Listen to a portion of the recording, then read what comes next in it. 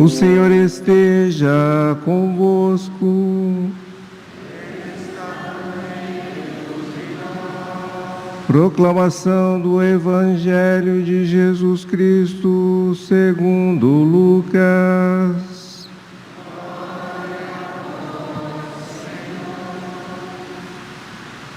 Naquele tempo, Jesus dizia: a que é semelhante o reino de Deus e com que poderei compará-lo? Ele é como a semente de mostarda que um homem pega e atira no seu jardim. A semente cresce, torna-se uma grande árvore, e as aves do céu fazem ninhos nos seus ramos. Jesus disse ainda: com que poderei ainda comparar o reino de Deus? Ele é como o fermento que uma mulher pega e mistura com 3 porções de farinha, até que tudo fique fermentado. Palavra da salvação.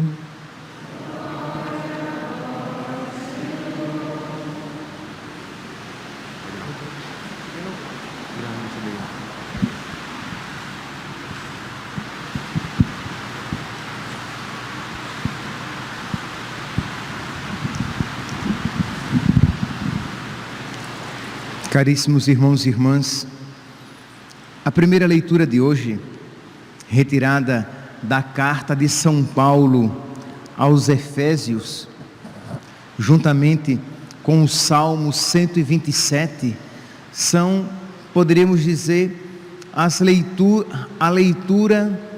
uma das leituras e um dos salmos mais comuns na liturgia da palavra do casamento. Geralmente, não necessariamente, é claro que existem outras leituras e outros salmos, mas são as leituras, uma das leituras mais comuns, mais apropriadas, em que São Paulo fala aqui da relação do homem e da mulher, que são um sinal da relação de Cristo com a igreja. Só que às vezes, principalmente as noivas, ficam meio incomodadas, porque tem uma palavra aqui de São Paulo que choca a sensibilidade moderna. Nós ouvimos aqui, Efésios capítulo 5, versículo 21 e seguintes: vós que temeis a Cristo, sede solícitos uns para com os outros.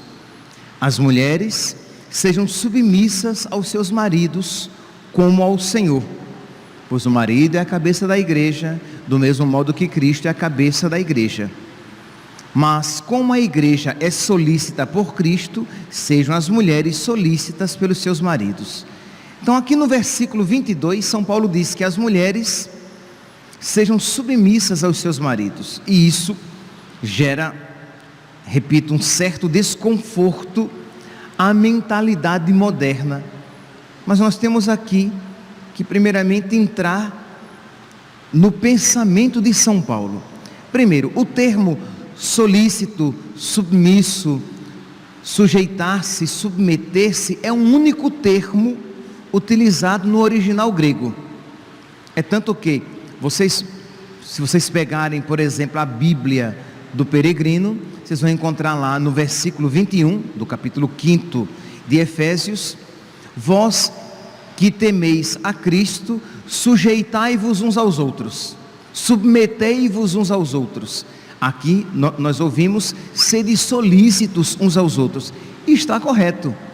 Aí depois ouvimos: mulheres, sejam submissas aos seus maridos. Vocês vão encontrar em outras traduções bíblicas: mulheres, sujeitai-vos aos seus maridos, ou mulheres, sede solícitas com os seus maridos. Então é um termo que em português nós temos várias palavras para expressar aquela mesma, que significa o quê? O que é ser solícito, sujeitar-se ou submeter-se na mentalidade, segundo o termo utilizado por São Paulo? é aquela pessoa que não poupa esforços para ajudar. É aquela pessoa que serve, que é útil, que é atenciosa.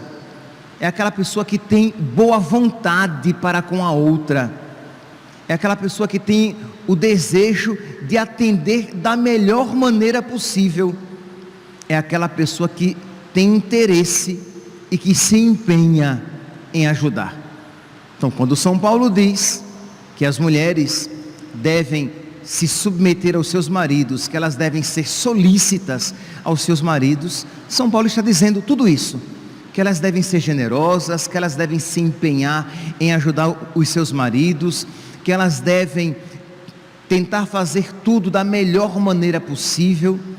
Mas quando São Paulo se volta para os maridos, ele diz: maridos, amai as vossas esposas como Cristo amou a igreja.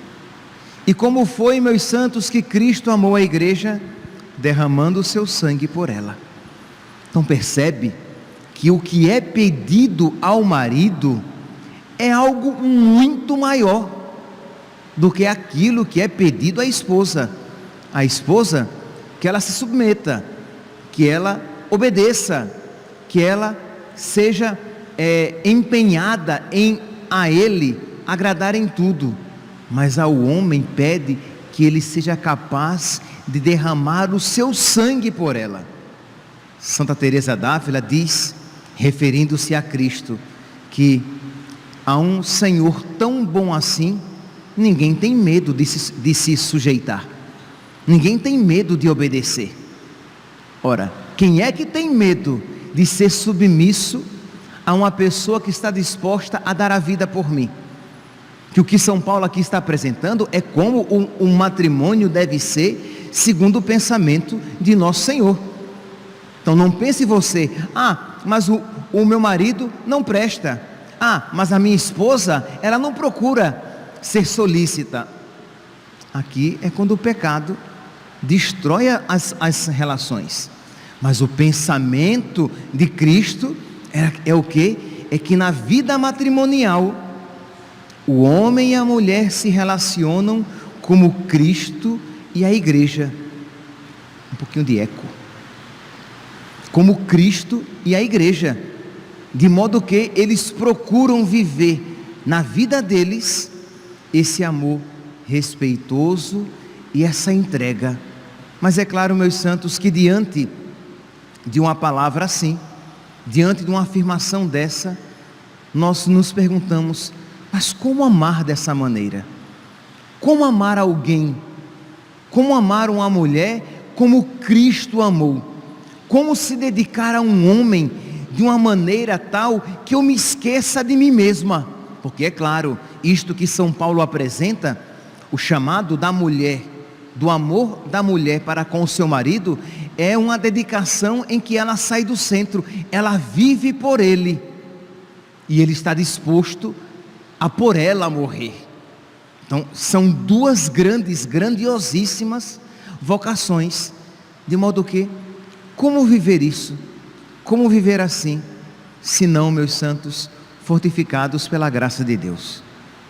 O matrimônio cristão é uma realidade é uma realidade incompreensível fora da graça de Deus. É por isso que o homem e a mulher católicos, eles vão à igreja suplicando a graça de Deus para que eles possam viver entre eles aquele amor que foi vivido entre Cristo e a igreja. São Paulo vai dizer isso bem aqui no versículo 31, ele vai tomar lá aquela afirmação do livro do Gênesis, aquela mesma afirmação que nós encontramos no Evangelho de Mateus, Marcos, que nós ouvimos nos casamentos. Por isso, o homem deixará seu pai e sua mãe. Efésios, capítulo 5, versículo 31. Por isso, o homem deixará seu pai e sua mãe, e se unirá à sua mulher, e os dois serão uma só carne. E diz São Paulo: este mistério é grande, e eu interpreto em relação a Cristo e a igreja. Então, meus irmãos, querer viver, querer se casar na igreja, sem querer viver o amor de Cristo pela igreja, sem querer viver o relacionamento de Cristo pela sua esposa, a igreja, não é de verdade casar-se no Senhor. Da mesma maneira que querer ser católico, sem seguir, sem pisar nas mesmas pegadas de Cristo, não será um verdadeiro católico. De modo que eu posso dizer de uma outra maneira, querer casar-se, ou querer ser padre, ou querer ser católico, sem receber cotidianamente a graça de Deus, é impossível. O casamento, o sacerdócio, a vocação cristã se tornam um fardo insuportável, se tornam realidades indesejáveis. O Evangelho se torna uma má notícia, não uma boa nova, uma boa notícia, mas uma má notícia. Por quê? Porque isto é impossível. Quem é que pode amar uma mulher dessa maneira, ao ponto de renunciar à própria vida, renunciar aos próprios quereres, renunciar à própria vontade, sacrificar-se por ela sempre?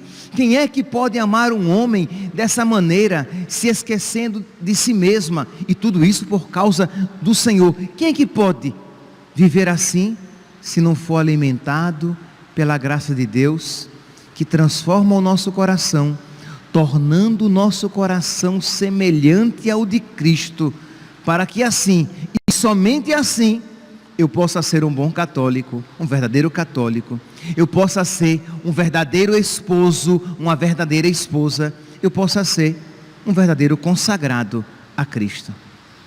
Quando nós lançamos o nosso olhar então, assim, aí o salmo aqui é também esse salmo próprio das liturgias matrimoniais. Feliz és tu, está falando aqui para o homem. Feliz és tu, se temes o Senhor, e trilhas os seus caminhos, os caminhos do Senhor. Do trabalho de tuas mãos has de viver, serás feliz, tudo irá bem. A tua esposa será uma videira bem fecunda no coração de tua casa, e os teus filhos rebentos de oliveira ao redor da tua mesa. Será assim abençoado todo homem que teme o Senhor. O Senhor te abençoe de Sião cada dia de tua vida. Então é o temor do Senhor que vai então me capacitar a receber as graças de Deus, para que eu possa viver com alegria a minha vocação. Pois bem, no Evangelho de hoje então, o Senhor fala, Jesus fala a respeito de como o reino de Deus cresce. É uma outra maneira de falar como Jesus cresce em nós, porque Ele é o próprio reino de Deus. Ele é o próprio reino de Deus que cresce em nós. Então, como é que Jesus cresce nos nossos corações? Vamos usar uma outra palavra? Como é que a graça de Deus, recebida no nosso batismo, como é que ela cresce dentro de nós? Ora, ela cresce, aqui pressupondo, é claro, no cristão em estado de graça, né, que está em amizade com Deus. Ela cresce pouco a pouco com a minha vida de amizade com Deus. Quando eu vou progredindo e perseverando na vida de oração, Deus vai pouco a pouco crescendo no meu coração e colocando no meu coração sentimentos semelhantes aos seus. Lembra de São Paulo? Tende em vós os sentimentos semelhantes a Cristo. O Senhor vai tornando o meu coração semelhante ao dele, de modo que a esposa vai se dedicar ao seu marido, vai amar o seu marido segundo Cristo, a maneira que Cristo lhe ensina. O marido, crescendo e perseverando na vida de oração, ele vai amar a sua esposa segundo Cristo, segundo essa maneira excelente de Cristo, quando necessário for, até mesmo derramando o seu sangue, isto é, derramar o sangue aqui significa perdendo aquilo que nos é mais precioso, hein? Quando alguém está perdendo o próprio sangue, a gente procura logo estancar, porque o sangue é precioso, sem ele você morre. Então, se necessário for, eu vou renunciar até aquilo que me é mais precioso, mas para dar vida à minha esposa, para torná-la feliz, para ajudá-la a caminhar para o céu. Eu quero ser o melhor esposo, eu quero ser a melhor esposa, eu quero ser o melhor pai, eu quero ser a melhor mãe, e tudo isso porque crescendo e progredindo na amizade com Cristo, crescendo e progredindo a graça de Cristo no meu coração, eu vou tendo em mim as mesmas disposições de Cristo. E é claro, meus santos, é sempre bom recordar que é esta a finalidade da oração. A finalidade da oração não é comunicar a Deus alguma coisa de que eu estou precisando. Então eu vou rezar para alcançar essa graça. E aí eu vou rezo. Digo, Jesus, olha, estou precisando disso, estou precisando disso, estou precisando disso. Eu não estou falando que você não possa apresentar a nosso Senhor as suas necessidades, aquilo que você acredita necessitar. Mas a finalidade primeira, sem a qual nada mais é bom, é mudar a minha mentalidade. Eu rezo para que eu pense como Cristo. Eu rezo para que eu aprenda a amar como Cristo. Eu rezo para que os meus sentimentos sejam semelhantes aos de Cristo. Eu rezo para que a minha vida se converta numa extensão da própria vida de Cristo, de modo que eu possa dizer como São Paulo: já não sou eu mais que vivo, mas é Cristo que vive em mim. Percebe? Então, que é nesta lógica, e não pode haver uma compreensão do Evangelho e da vontade de Deus para nós fora da lógica sobrenatural. É nesta lógica, como também não se pode compreender um sacerdote fora da lógica sobrenatural, porque ele vai ser padre para ir para o inferno. Então, se ele vai ser padre para fazer a vontade dele e para ganhar a vida, para oprimir as pessoas e apenas ter um meio de subsistência, ele vai para o inferno com todo o sacerdócio dele. Se ele vai se casar só para ter uma mulher com quem ele possa ter sexo, e se ele quer filho, com quem ele possa ter filho, ele vai para o inferno. Se ela quer se casar apenas para curar uma carência, porque não sabe viver sozinha, quer ter um companheiro e quer ter filhos e uma família, ela vai para o inferno. Porque eles vão para o inferno, eles, o padre, a esposa, o marido, porque eles vão se decepcionar, né? Porque quem se casa com desejos simplesmente humanos, um vai sufocar o outro, porque ninguém é capaz de dar ao coração humano o que ele deseja. Se ele é padre apenas com a visão sobrenatural, o sacerdócio vai ser uma desgraça na vida dele, vai ser sufocante e terrível, porque pessoas que vão querer cada vez mais a atenção dele, e ele que quer usar as pessoas e não ser por elas usado. Ele quer se servir das pessoas e não servir as pessoas. Então o sacerdócio será uma desgraça para ele. Então a boa nova, o evangelho, fora da ótica sobrenatural, fora dessa relação de amizade com Cristo, em que ele vai mudando o meu coração, o evangelho é uma desgraça, é um peso insuportável.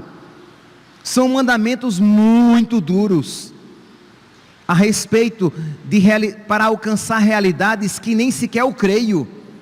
Então percebe que quando as pessoas ouvem às vezes esse evangelho, elas pensam já a partir de uma mentalidade ferida pelo pecado. Diz: imagina, se eu vou obedecer a homem, se eu vou obedecer a homem, se eu vou querer me submeter a ninguém, meu santinho.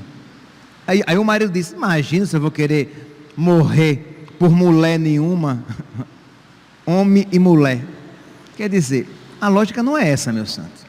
Se você não se converter, se você não mudar de mentalidade, metanoia, se você não mudar de mentalidade, você não compreenderá a boa nova do Evangelho. A boa nova para os solteiros, a boa nova para os casados e a boa nova para os consagrados. Então peçamos, meus santos, que Deus mude os nossos corações. Eu dizia domingo e repito resumidamente, nós não podemos esquecer, Deus muda os corações. Pelo amor de Deus, Deus muda os corações. Então, isso aqui, do reino de Deus, né? Que é semelhante a uma semente de mostarda, pequenininha, pichotinha, mas que ela cresce e se torna uma árvore frondosa. O fermento, que eu pego um tiquinho de fermento e misturo com 3 medidas de farinha, e ele fermenta a farinha inteira. Isto é, a graça de Deus, ela é discreta, ela é aparentemente pequenininha, é uma oraçãozinha que você faz, uns 30 minutinhos que você dedica à oração com Deus, é uma comunhão recebida em estado de graça, é um texto que você reza ali diante de Nossa Senhora, é a intercessão que você suplica do seu anjo da guarda e dos seus santos de devoção, são pequenos tiros lançados ao céu durante o dia, quando você diz: Senhor, misericórdia, converte-me, tende misericórdia de mim, porque sou pecador. São pequenas súplicas que você eleva ao céu durante o dia, e essas realidades que colocam você na presença de Deus, vão transformando você pouco a pouco, pouco a pouco, pouco a pouco, e fazendo do seu coração, outrora tão mundano, um coração cristão, semelhante ao de Cristo, e fazendo você, que antes pensava de uma maneira tão contrária à maneira de Cristo, você começa a pensar a maneira de Cristo, e você que antes tinha os afetos tão desregrados, começa a ter sentimentos semelhantes ao sentimento de Cristo, porque o Espírito Santo muda os nossos corações. Jesus muda os nossos corações. E como é, Padre, que Jesus muda os nossos corações? O momento adequado para isso se chama oração. Quando você dá a oportunidade a Deus ir modificando pouco a pouco a sua mentalidade, a sua vida, a sua maneira de pensar, sua maneira de amar, as coisas que você deseja. Então supliquemos hoje, nesta terça-feira, em que nós celebramos a missa da misericórdia, que o Senhor tenha misericórdia de nós, e nos conceda a graça, de a sua graça crescer cada vez mais nos nossos corações, para que nós tenhamos cada vez mais os seus sentimentos na nossa alma, e possamos dizer a cada dia: já não sou eu que vivo, que amo e que penso, mas é Cristo que vive, que ama e pensa em mim. Louvado seja nosso Senhor Jesus Cristo, para sempre seja louvado.